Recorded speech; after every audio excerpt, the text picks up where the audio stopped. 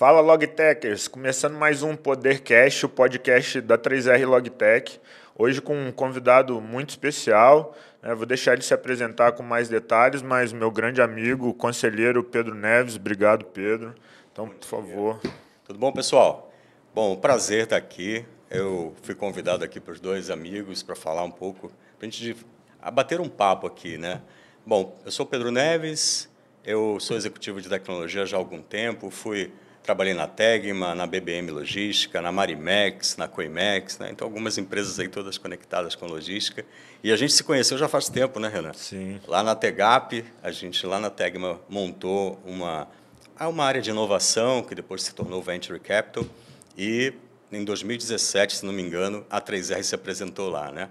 Apesar da 3R, né, não ter tido o resultado, né, que se queria, mas desde lá continua firme, né, Renan? Sim, nós somos um dos finalistas. Isso aí, foi um dos finalistas. Bateu na trave. Bateu na trave, né? Era um nenenzinho, 2 anos aí exatamente. de existência. Mas todos que participavam lá tinham um grande valor e vocês permanecem até hoje. Eu fico muito feliz de estar aqui falando junto com vocês e ver que vocês progrediram, né? E continuam aí na luta, né? Bom, a gente também navegou em 2024 aqui juntos, né, Renan? E temos aí um contato muito firme, né? Sim. Estou aqui para ajudar, continuar ajudando e continuar falando para quem gosta de logística e gosta de tecnologia. Acho que o bate-papo aqui vai ser muito legal. Bom, pessoal, vocês viram aí o nível da conversa, então eu trouxe aqui alguém para me ajudar, né? Meu grande amigo e sócio Thiago, CTO da 3R. Então, Thiago, por favor. Fala, pessoal, tudo bem? Meu nome é Thiago Azevedo. Eu contribuo com o time técnico, né, da 3R Logtech. Contribuo já, vão 10 anos, né? Tenho experiência há 22 anos no setor e há 15 com logística. Então, vou ajudar o Renan a bater um papo e aprender, logicamente, com o Pedro, né? Aprender um pouco mais sobre logística, sobre tecnologia, sobre as coisas que estão aí mais novas para a gente falar aqui e discutir nesse bate-papo que vai acontecer hoje. Legal. Pedro, então, aproveitando essa introdução, né, você comentou do Tegap, que foi quando nós nos conhecemos. Compartilha com a gente um pouco aí da sua visão desse ecossistema, né, o Tegap, para quem não sabe, é um hub de inovação para logística. Então, desse ecossistema que é o que a gente pertence aí das Logtechs. Eu sempre via que a tecnologia, quando cuidava de tecnologia e a gente queria falar de inovação, era um desafio. Na grande corporação é sempre esse desafio de como eu insiro a inovação dentro de uma estrutura que ela é tradicional, né, que ela precisa lidar com POC, compra, suprimento, validação, compliance e, caramba, como é que a startup entra? Então, lá em 2016 para 2017, né, hoje já tem muitas iniciativas do tipo de inovação aberta, de venture capital, mas acredito que nós fomos muito inovadores lá na Tegma e na Tegap, né, que continua até hoje lá com o Zé Carlos, que é um grande amigo, né? A gente conseguiu inserir esse contexto de ter a inovação de uma forma aberta, onde a gente conseguia capturar o que tinha de melhor das startups e trazer isso, primeiro, para olhar como a empresa poderia absorver essa inovação no seu próprio negócio, né? Então, como eu melhoro o meu negócio, o meu processo, com uma inovação que veio de fora, né? E, por outro lado, depois a gente ainda avançou para colocar essa inovação a respeito do cliente. Então, a gente olhava para o ecossistema da própria empresa, depois a gente também tentou fazer isso lá na BBM, não com a mesma energia, mas apontando para o cliente, né? Que é o que o cliente tem de problema que eu não consigo resolver com a minha estrutura de tecnologia, que ela é, às vezes, um pouco mais lenta, não dá para negar, né? Que a gente tem um tempo para entregar e que eu estou muito mais preocupado dentro da corporação de estruturar a minha solução, né? E quando eu conecto o meu cliente direto com uma inovação que eu descobri e eu sou esse facilitador, né? Acho que tem muito valor isso e o cliente viu isso com muito valor. Então, e pertencer a esse ecossistema de uma maneira que todo mundo ganha, a startup está ganhando, a corporação que está fazendo essa promoção e está sendo esse elo está ganhando, né? E aquele cliente também vê valor nisso, né? Acho que essa montagem, como você está usando o termo, de ecossistema que funciona até hoje, né? Claro que evoluiu de 17 para cá, muitos anos se passaram, a Tegap evoluiu, né, que é uma parte da história, e a gente também tem evoluído em outros modelos, mas o conceito de trazer uma mentalidade diferente de conduzir negócios que a startup traz, né? E que ele, às vezes, diverge de como a corporação precisa se organizar. Isso dá um refresh, não só no mindset da companhia, né, mas também dá um refresh tecnológico de uma maneira muito mais assertiva do que a gente tentar tudo fazer dentro de casa, né? Acho que essa é uma das grandes lições lá que a gente conseguiu absorver, né? E como manter dentro desse cenário, né? Como manter ali como é que eu posso dizer? Sinergia? Não é nenhuma sinergia, é para um não contaminar o outro, assim, porque tem esse olhar de trazer a visão da startup para dentro de uma empresa mais formal, mais, né, nessa estrutura mais formal. Mas também tem o risco dessa estrutura pesar demais, porque ela é a investidora, E né? diferenças culturais e tem um monte de coisa, né? Eu sempre fiquei meio na dúvida, assim, porque, né, na experiência que eu tive no segmento de healthcare, que aconteceu isso também, o que eu vivi foi ver mais acontecer isso do peso em cima da startup e a startup não prosperar, né? Pelo peso de toda a estrutura, processos de uma enterprise em cima daquilo. Perfeito. Esse equilíbrio, acho que é a grande chave. Quando a gente tenta impor um modelo de governança, compliance de uma grande corporação em cima da startup, ela não aguenta. Quando a gente tenta trazer esse mindset mais leve e de uma vez para cima da corporação, ela também não se adapta e nem às vezes nem consegue fazer. Extrair o que há de melhor entre os dois e essa contaminação que você comenta, ela tem que ser uma contaminação positiva, onde a startup está aprendendo sobre governança, então ela está se preparando para os próximos estágios. Não é olhar a governança como uma coisa burocrática, lerda, não. Ela pode ser uma forma de obter um certo controle, porque é necessário até para obter investimento, até para você crescer, né? Precisa ter processo estruturado, precisa ter governança. Então, ela aprende com a corporação. E a corporação aprende com esse mindset da startup, né? Isso tem tudo a ver com gente, né? Então, por isso que a gente, nas iniciativas de inovação, quando eu estava na corporação, sempre muito com a área de gente, a área de pessoas envolvida. Não dá para ser só tecnologia, porque se eu trago um mindset diferente que vai me contaminar, eu tenho que perceber isso nos sócios, naqueles meninos que a gente chama assim, né? Nem sempre são meninos, mas é... Eu ainda sou malteado. Cabelos brancos, tudo é. Por exemplo, a gente entrevistava as startups, né? E até hoje eu faço isso porque eu também ainda sou mentor de startups. E a gente, quando entrevista e vê que alguns respondiam claramente, né, à época, eu quero receber um exit daqui a tanto tempo. Esse é o meu objetivo. Então, se esse objetivo não está alinhado com o objetivo da organização, já não faz sentido.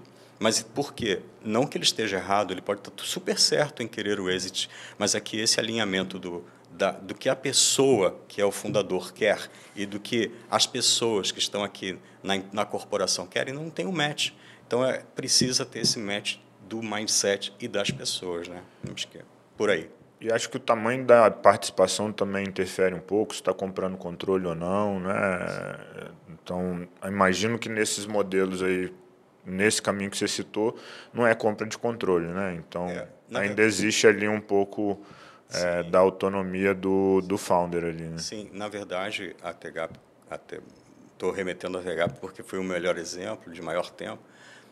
O objetivo no início era Open Innovation, então não era comprar nada, né? No início, não era comprar nada, era trocar, né? Eu tenho isso para te oferecer, eu tenho clientes que podem comprar de você, eu tenho uma estrutura que pode ser aproveitada por você, eu tenho uma governança que pode te ensinar, e você tem uma solução que endereça o problema meu ou do meu cliente, então a gente tem uma barganha positiva, um ganha-ganha.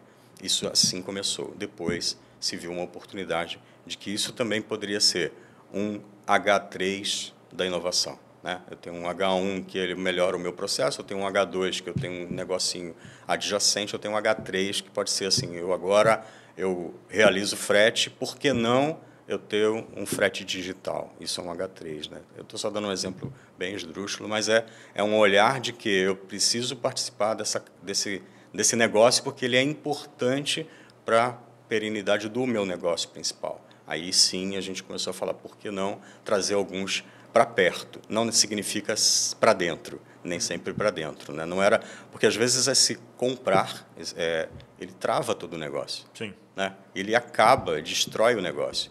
Então esse calibre ele tem que ser muito bem dosado. A gente sempre tentava usar o smart money, né? E até hoje a gente sempre tenta fazer uso disso. Não é um dinheiro que o cara está precisando para poder pagar seus salários, mas às vezes é muito mais. O que eu colaboro no ecossistema, que vale muito mais, às vezes, do que o próprio dinheiro que está sendo empregado. Ô Pedro, e existiam muitos desafios de soluções, então vocês tinham problemas ou eram soluções sempre independentes, cada um caminhava sozinha, independente da solução principal da Tegma, ou os produtos conseguiam se convergir, eles integravam, era fácil, né? Essa sinergia entre os produtos, como funcionava isso? Até pedi a permissão aqui do pessoal da Tegma, porque a gente está falando muito da Tegma, né, que já faz bastante tempo que eu saí de lá, né? Mas falando da BBM também, falando de outros lugares por onde a gente conecta a inovação com as soluções, nós temos um problema, por assim dizer, na maior parte das áreas de tecnologia das grandes corporações, que se chama backlog. É muito difícil uma empresa que é grande, tem muitos anos de existência e não tenha um backlog de TI, ou seja, tem muito mais necessidade de tecnologia embarcada no processo e no negócio do que a capacidade da TI instalada, exceto se essa empresa for puro TI. Né? Mas se ela é de negócios que não sejam TI, é muito normal que eu não consiga atender tudo e que eu tenha um backlog. Esse backlog, por vezes, ele é lento ou ele é longo. E as soluções, aí vamos falar de logística, isso não vale para todos os segmentos. A logística de alguns anos para cá, a gente agora tem uma fartura de soluções que são complementares. Eu não preciso mais tanto testar. A gente já vê a 3R como uma empresa estabelecida praticamente. Ela tem um mindset de startup, mas a solução dela já foi testada, já foi provada. Ela já pode ser comprada e praticamente o usuário, né, ele se auto-instala. Claro, tem um setup e tudo mais, mas ela está provada. À época, o que a gente mais convivia? Soluções grandes, ou você vai para uma big, SAP, Oracle e tudo mais, com implantações longas e que ainda tinha suas brechas, suas lacunas de cobertura de processos. Então, essas lacunas ofereceram oportunidades para as startups entrarem e falarem, não tem isso? Eu tenho. E, por vezes, para que a empresa, a corporação em logística, alcançasse um novo patamar, ela não precisava daquela suíte inteira. Ela precisava primeiro do que o que me ganha o cliente nesse momento, ou seja, a experiência do cliente na frente. Né? Então, o que ganha o cliente? Às vezes, um tracking. Pô, eu tenho um tracking, mas como eu tenho IS ainda velho, já tenho um ganho. Porque o cliente agora sabe onde a carga está. Parece simples hoje, mas era uma realidade.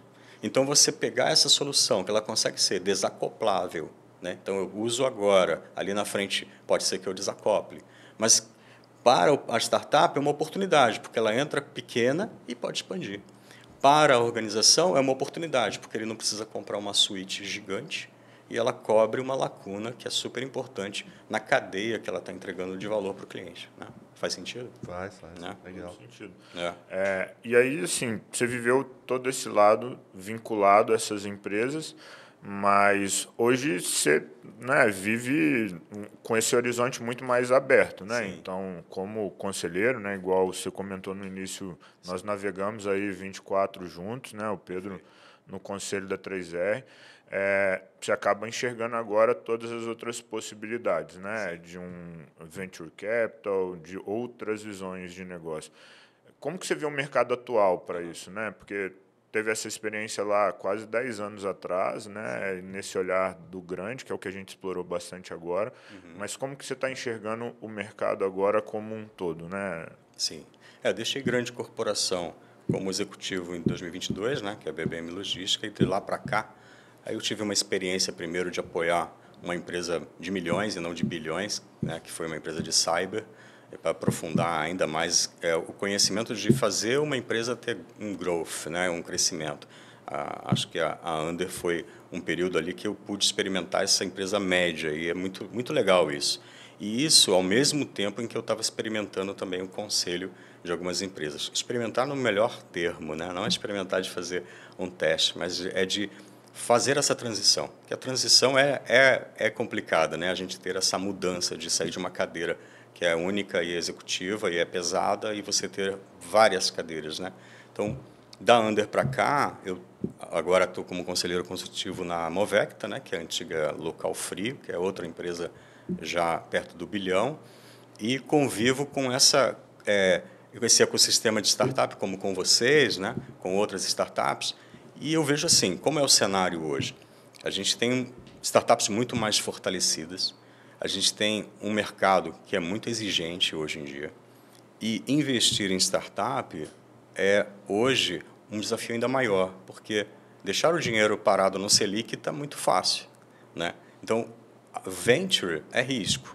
E eu apostar em algo que eu não sei se vai dar certo, né?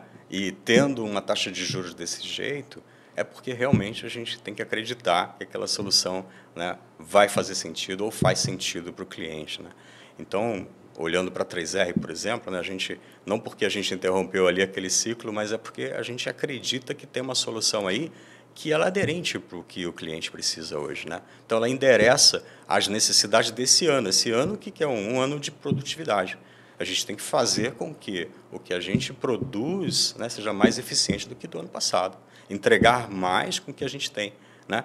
E aí, tecnologia na veia, né? Então, acho que a 3R é um desses exemplos, né, de que consegue entregar com tecnologia para que o cliente tenha o proveito de produtividade, né, e para que o cliente seja, pelo menos num trecho do macroprocesso dele, ele enxergue assim, aqui eu consegui fazer mais ou entregar mais. E o legal da 3R, né, é que você vai na cadeia e entrega não só para o seu cliente, mas entrega para o cliente do seu cliente, né? Você vai até o cara que recebe, o destinatário. Isso é muito legal da logística, né? Que é integrar cadeias, né? Então, acho que eu vejo assim, é um cenário desafiador e ele é uma peneira, né? Não tem mais espaço tanto para aquele aventureiro. Tem espaço, sim, para aquele que faz o negócio com seriedade, que encara isso aqui como propósito, né? E é isso que a gente falou lá atrás, o mindset. Eu não quero sair só para fazer um exit. Isso aqui é propósito de entrega, né? Assim como quando eu estou no conselho, eu tento entregar assim, o que eu consigo contribuir com essa empresa. Se tem valor, faz sentido. Se naquele momento não tem valor, ok, mas um dia vai ter, né? E a mesma coisa, né? A gente, com a 3R, eu vi isso acontecer, né? Vocês não vendem por vender, né? Vocês vendem porque faz sentido para o cliente, naquele momento, usar aquela solução, né? Isso é legal. E como é que está sendo essa transição que você comentou, né? Essa atuação em conselhos, né? Igual nessa última fala, você comentou, né, do desafio e da diferença disso, mas o que você enxerga para frente aí? Quais são os planos do Pedro olhando para frente? Bom, além do conselho, também tenho investido em algumas empresas de tecnologia, né? Mas eu tenho que ser muito agnóstico. No papel de conselheiro, é muito bom que a gente não esteja preso, né? Então, eu não posso ter marcas muito presas comigo, né? Porque, além de o conselheiro consultivo, ele é um conselheiro que tem essa palavra do consultoria, que parece que vem acoplado, né? Então, mas eu tenho alguns investimentos em empresas de tecnologia, porque eu acredito na tecnologia para a evolução dos negócios, né? Então, dou aula também na FIAP, né? Então, essa vida múltipla, eu também gostei bastante, né? É desafiadora porque é o teu mindset que tem que mudar, né? A tua forma de enxergar o teu dia a dia. A rotina mudou, né? Mas você está inserido em vários desafios ao mesmo tempo. Às vezes eu tenho uma recaída, né? Como, por exemplo, vou visitar uma operação de uma empresa que eu estou e, puxa, que vontade de botar o dedo na operação, né? Que vontade de falar assim, vamos resolver esse negócio aqui, né? Mas eu me contenho e dou as dicas que eu puder, né? E também aprendo bastante nesse processo. Ah, que legal. E acho que essa troca, né, o viver o múltiplos aí, vai ajudando o todo ali, né? Porque você pega uma boa prática aqui, já consegue sugerir Não ali, aplicar vai ali, né? exato, e vai colaborando com todos. Legal. Em termos de tecnologia para logística, o que você enxerga aí que são tendências no médio prazo? Tá bom. Inclusive, eu gostaria que você comentasse um pouquinho. Eu li um dos seus últimos artigos sobre IA e eu gostaria que você comentasse e falasse um pouquinho sobre essa visão, né, da IA na mudança de como a gente opera hoje os sistemas, né? Acho que foi uma análise muito legal. Sim. A gente falou que esse ano tem um desafio de produtividade, né? O outro desafio é o cliente ao centro, né? O customer experience, né? Ou a experiência do cliente. Acho que a produtividade tem tudo a ver com inteligência artificial, né? É uma das formas da gente endereçar. E está faltando muito disso no mercado, porque todo mundo, se você vê as pesquisas, às vezes tem até 60%, 70% das empresas estão usando IA de alguma forma. Mas usar a IA é diferente de aplicar a IA no negócio, né? É diferente, tem um gap aí que é usar a IA, às vezes, estou experimentando, mas como é que eu faço isso realmente ter um resultado no meu negócio, inserido no meu negócio? Então, a IA está muito conectada com esse momento de fazer mais, até inclusive no desenvolvimento, né? É possível colocar IA para que a produção de código seja mais rápida, né?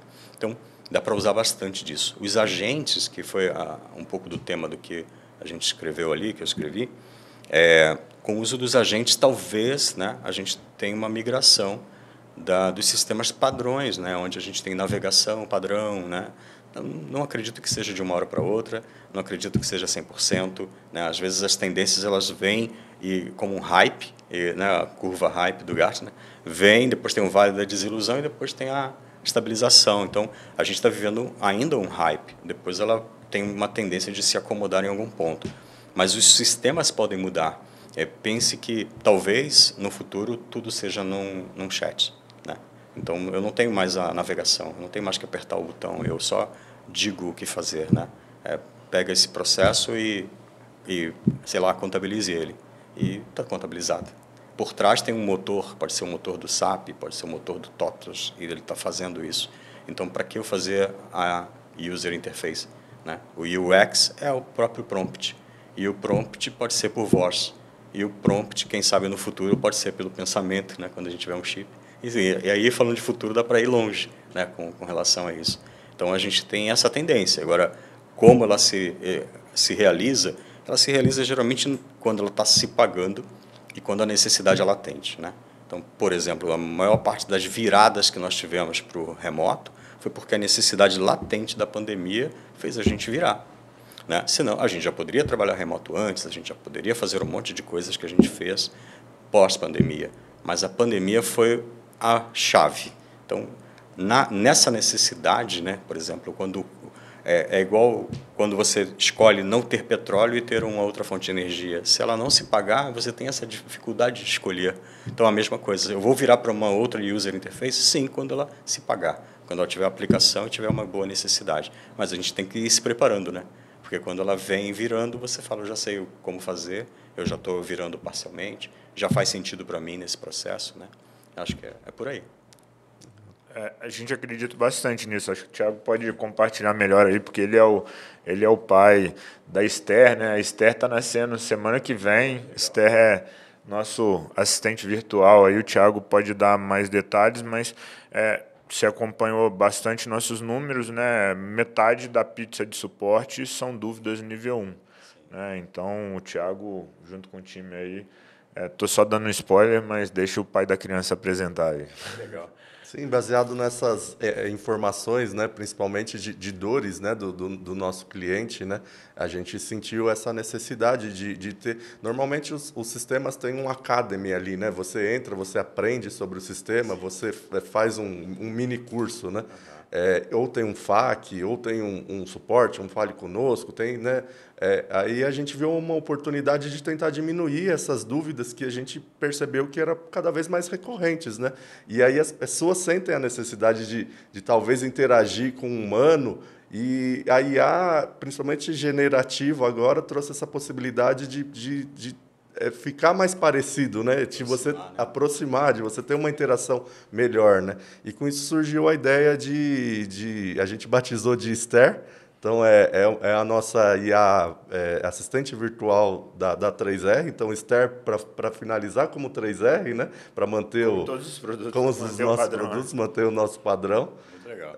A gente está treinando a Esther ainda, então ela está aprendendo sobre o TMS, né? Sobre as funcionalidades, sobre as principais dores. Então, a gente ainda tem testado ela e tem provocado para ver quais são as respostas, para ver se estão aderentes, né? Se vai sanar a dúvida de quem está usando ali o sistema, né? E como você falou, né? O sistema, quando a gente pensou, a gente gostaria que o usuário fosse, entrasse e saísse usando. Mas não é assim, né? Um TMS é complexo, né? Tem muitas fases, né? Às vezes as pessoas não sabem, né, usar todos os fluxos, todas as operações. E a Esther vai contribuir nisso. Então, vai diminuir a dúvida, vai esclarecer coisas que talvez hoje a gente demanda muito esforço de um N1, de um N2, né? Então, a gente vai tentar diminuir com a Esther. A Esther vai ser o nosso novo colaborador.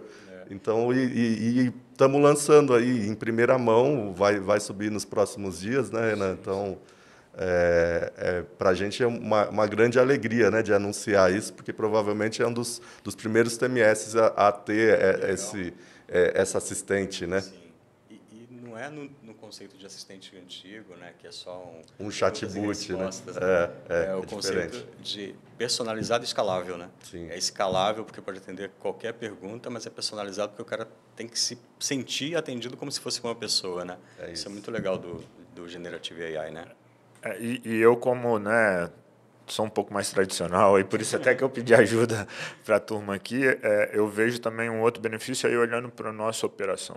Como metade da pizza já estaria atendida pela IA e bem atendida, isso libera tempo para o N2, N3 fazer também um atendimento mais humanizado. Porque hoje, como eles ficam sobrecarregados com esse volume, né, menos complexo, acaba dificultando um pouco. Então, também tem essa ajuda para poder evoluir e ter um atendimento mais humanizado naquilo que é mais complexo, né? Aquilo que é solução para o cliente, né? Exato.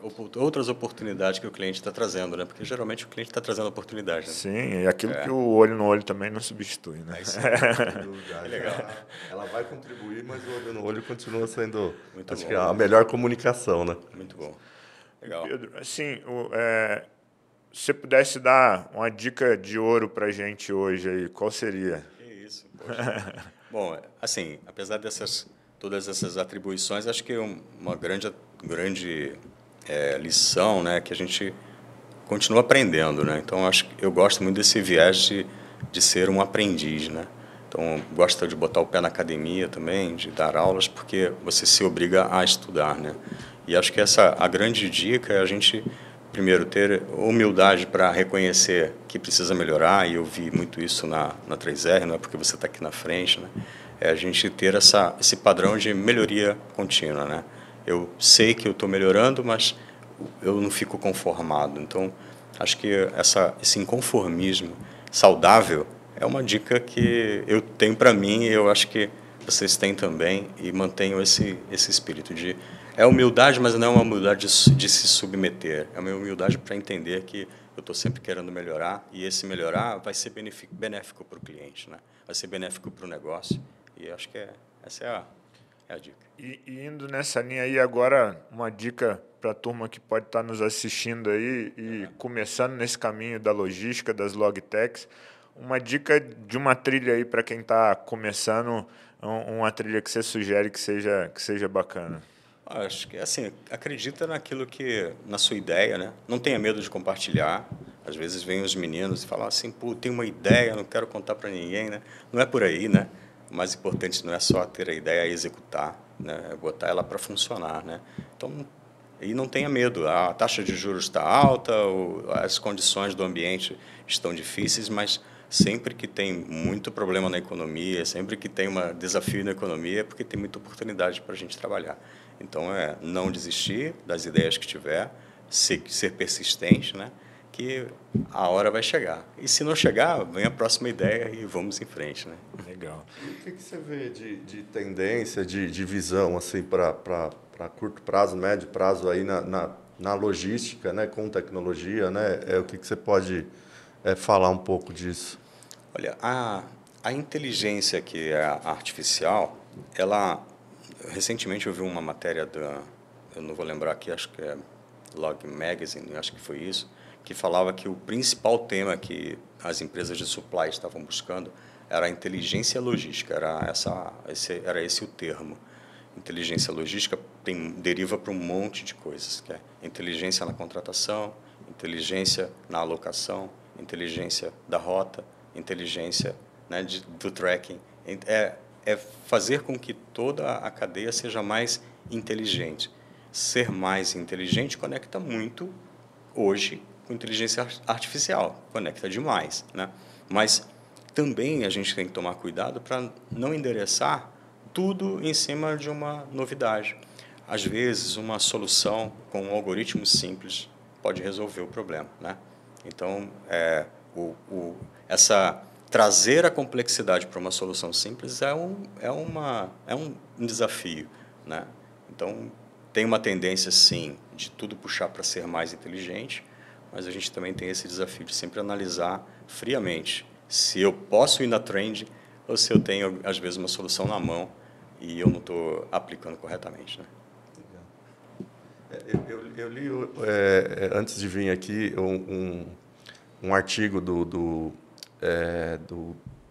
CEO da Startse, né? Ele falando sobre uma nova fase da IA, a IA física, que o Musk anunciou que esse ano ele quer liberar 10 mil unidades do Optimus, que é o robô humanoide deles, né? O quanto isso você acha que pode influenciar, né, no mercado, nas carreiras, em logística, né? A gente vê a Amazon, né, já usa bastante robôs, né, automatizações ali, né? O quanto isso talvez seja uma nova tendência ou pode ser um hype agora, né? A gente viu aí no Instagram a China comemorando o Ano Novo e tinham vários humanoides dançando ali, né? Então, por enquanto, é para dizer, é possível, né? Aí, de novo, aquilo que a gente falou, custo e necessidade. Cabe no bolso e é necessário, por que não? Aí o custo baixa à medida que tem venda massiva, né? Você começa a colocar em linha de produção, o custo vai baixar. Então, por enquanto, tem que ser startado pela necessidade. Acho que antes essa conexão humano-máquina ela pode vir ao contrário, né? Talvez a gente ser inserido de alguma coisa que nos conecte à inteligência.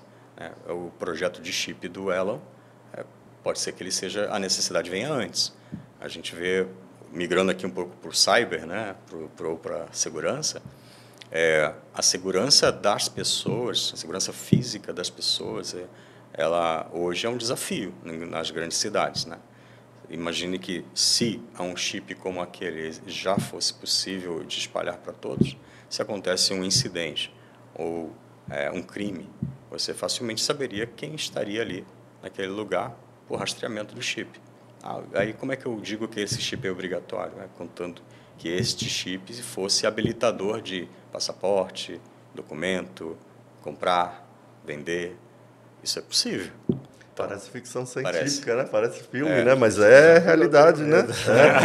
Parece que a gente está falando de uma ficção, mas é possível. Então, pode ser que a necessidade de cuidar das pessoas, né? Porque com a inteligência artificial tem uma linha de pensamento que diz que vai sobrar mão de obra, né? Tem uma linha de pensamento, a gente não consegue dizer que sim.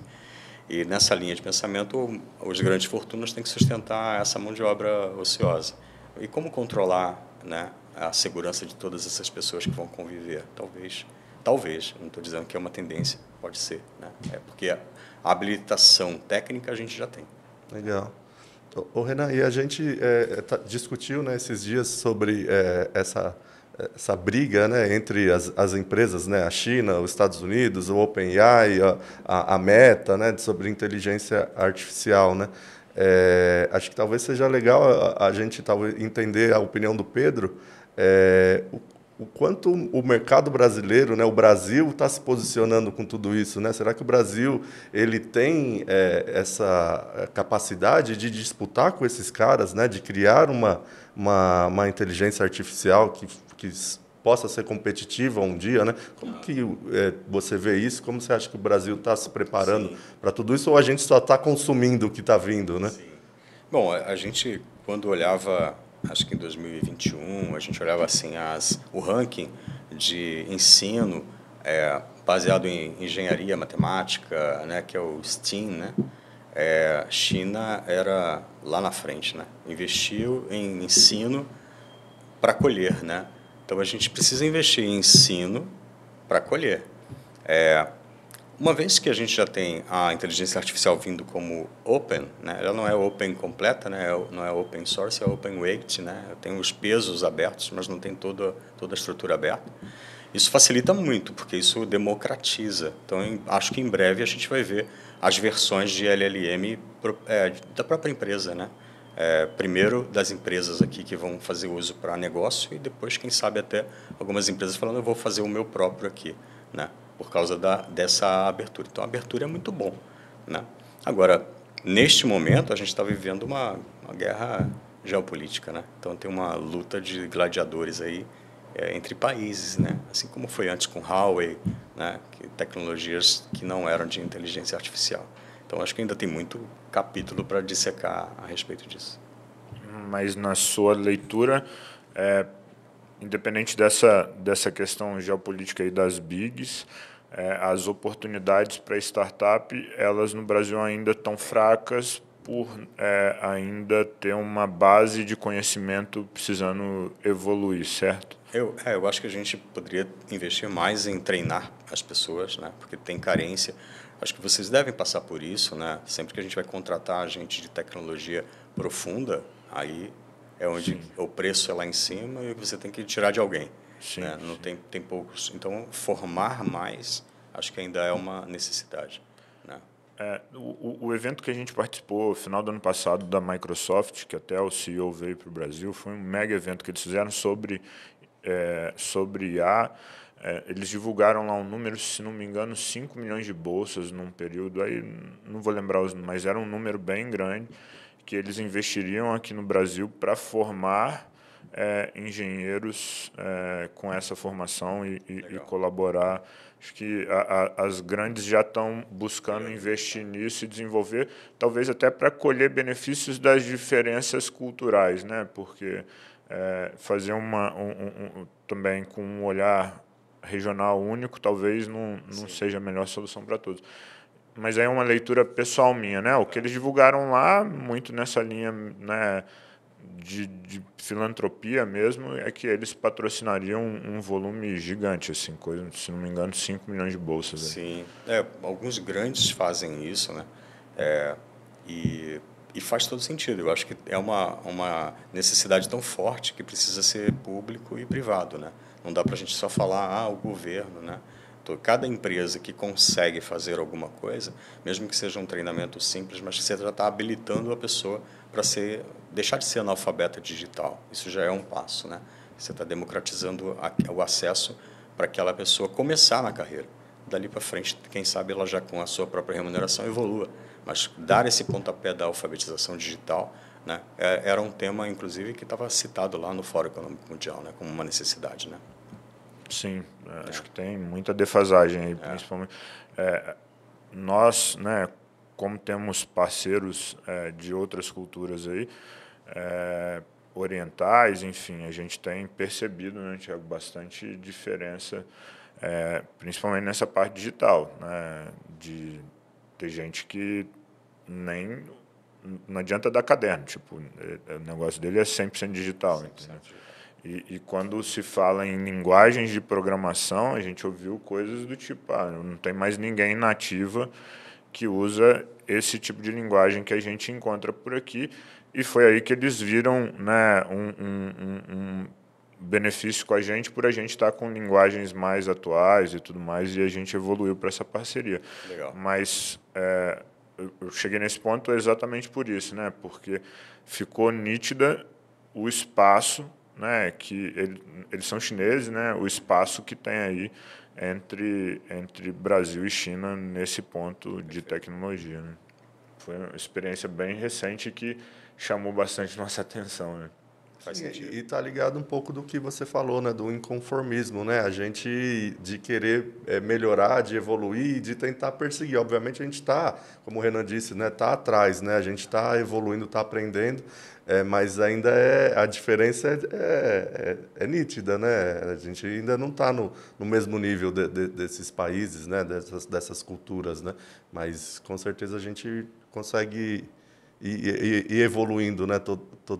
Um pouquinho, né? A gente aproveita muito, né? Sim, A gente aprende muito. compensa muito com essa energia, com essa vontade. Sim. Assim, me chama a atenção nesse movimento, e é uma provocação minha, né? Principalmente diante de dois profissionais de TI, né? É que a turma está indo tão forte para esse caminho que eu acho que lá na frente o grande diferencial vai ser soft skill, assim, comportamental, né? Você saber lidar com gente, né? E não só com máquinas. Sim. É isso mesmo. Porque é muito, né? É um movimento muito forte puxando para aí, né? Sim. Mas como tudo, acho que é o equilíbrio, né? Você não pode Pendular, também... né? É sempre pendular, né? E é importante você também ter essa noção de tecnologia para tudo. Eu acho que, na minha leitura, qualquer profissão, né, no curto prazo, vai ter que estar envolvido nisso e inclusive, sabendo programar, né? Para entender aquilo que tá fazendo, né? Acho que, mas dentro de um equilíbrio, eu acredito. Né? A gente ouve muito que as pessoas são contratadas, né, pelo hard, né, e depois são demitidas pelo soft, né, skill, né? Porque o comportamento é algo que a IA não resolve, né? Sim. E até falando no link da cibersegurança, né, o maior risco hoje é people, né, das pessoas, porque você coloca ferramentas, você tem proteções na máquina, no servidor, na nuvem, em tudo quanto é lugar. Mas uma pessoa que... Coloca uma senha 1, 2, 3, 4. ou que recebeu uma proposta de que vai ser depositado um Bitcoin para ele. Se ele passar a senha e ele passa a senha, quem impede essa pessoa? Desvio de caráter. É isso. Exatamente. Né? Né? Exatamente. Mas eu estava vendo um vídeo desses de YouTube falando também sobre a IA já mentindo, né? Eles fizeram testes dentro de um ambiente controlado e no meio do que eles estavam passando para a IA, eles soltaram como se fosse uma fofoca ali de que ia entrar um substituto. Sim. E aí ela foi e começou a dizer que ela já era o substituto para tentar enganar. Sim. E aí eles foram seguir e depois mandaram assim, se isso fosse acontecer, o que você faria?